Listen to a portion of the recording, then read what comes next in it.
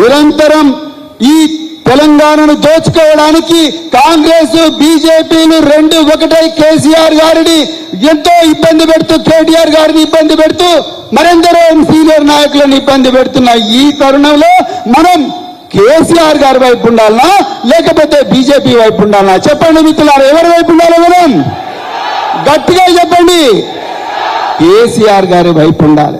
మనం ఇలా బాలరాజు గారు అస్త్ర సన్యాసం చేసిపోయాడు. మిత్రులారా, నేను మళ్ళీ చెప్తున్నా, నాకు కాదని కేసీఆర్ గారు ప్రవీణ్ కుమార్కి ఇచ్చిండ్రు అని అన్నారు. మిత్రులారా, మళ్ళీ చెప్తున్నా మిత్రులారా, నేను ఎంపీగా కావాలని నేను బీఆర్ఎస్ పార్టీలోకి రాలేదు. మీ అందరికి చెప్తున్నా సభాముఖంగా, నేను ఈ రాష్ట్రంలో ఈ దేశంలో కేసీఆర్ గారి ఆలోచన విధానం, కేసీఆర్ గారు ఉద్యమించి తెలంగాణను రాజ్యాంగబద్ధంగా తీసుకొచ్చిన విధానం, అదే విధంగా తీసుకొచ్చిన తెలంగాణను కేవలం 10 సంవత్సరాల్లోనే బంగారు తెలంగాణగా మార్చి దేశంలో నెంబర్ 1 చేసిన విధానం, ఆ విధానాన్ని నచ్చి నేను వచ్చిన. మిత్రులారా, మీ అందరికి కూడా తెలుసు, నాకు రేవంత్ రెడ్డి ఫోన్ చేసి అన్న నీకు Telangana public service commission chairman పదవి ఇస్తా. ఆయనని సభాముఖంగా చెప్పిండు, నేనుగా చెప్పింది, ఆయనే చెప్పిండు. నీకు ప్లానింగ్ బోర్డు వైస్ చైర్మన్ ఇప్పుడు వనపర్తి చిన్నారెడ్డి ఉన్నారు కదా, డాక్టర్ చిన్నారెడ్డి, ఆ పదవి కూడా ఇస్తాన్నాడు. నేనన్నా అన్న, నేను కేసీఆర్ గారికి మాట ఇచ్చిన ఆయన ఎంబడే నడుస్తా కాబట్టి ఆ పార్టీ అధికారంలో లేకపోయినా నేను బీఆర్ఎస్ పార్టీ ఎంబడే పోతా అని చెప్పిన.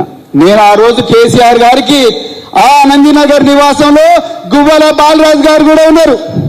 ఆ నందినగర్ నివాసంలో నాకు నాగర్ కర్నూలు ఎంపీ సీట్ ఇస్తేనే నేను వస్తా అని ఎప్పుడు కూడా చెప్పలేదు గువ్వల బాలరాజు గారు. మీకు నోరు ఎట్లొస్తుందో నాకైతే తెలియడం లేదు.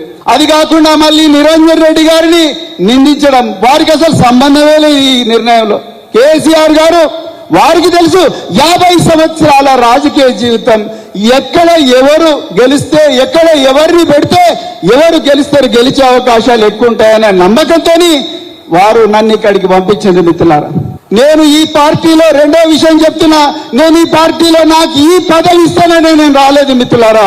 నేను ఈ పేద వర్గాలు, అనాదిగా అణచివేయబడ్డ వర్గాలు, అది మధ్యబడు కావచ్చు, వట్టివారిపల్లి కావచ్చు, పదవి కావచ్చు, వంకేశ్వరం కావచ్చు, మైలారం కావచ్చు, మాచారం కావచ్చు, ఉప్పునూతలు కావచ్చు, ఈ ప్రాంతాల్లో అనాదిగా పోల్చెట్టిపల్లి కావచ్చు, జప్తి సదగోడు కావచ్చు, ఈ ప్రాంతంలో అనాదిగా అణచివేయబడ్డ వర్గాలు, అనాదిగా సంపదకు దూరమైన వర్గాలు, జీవోత్సవాలుగా బతుకుతున్న వర్గాలు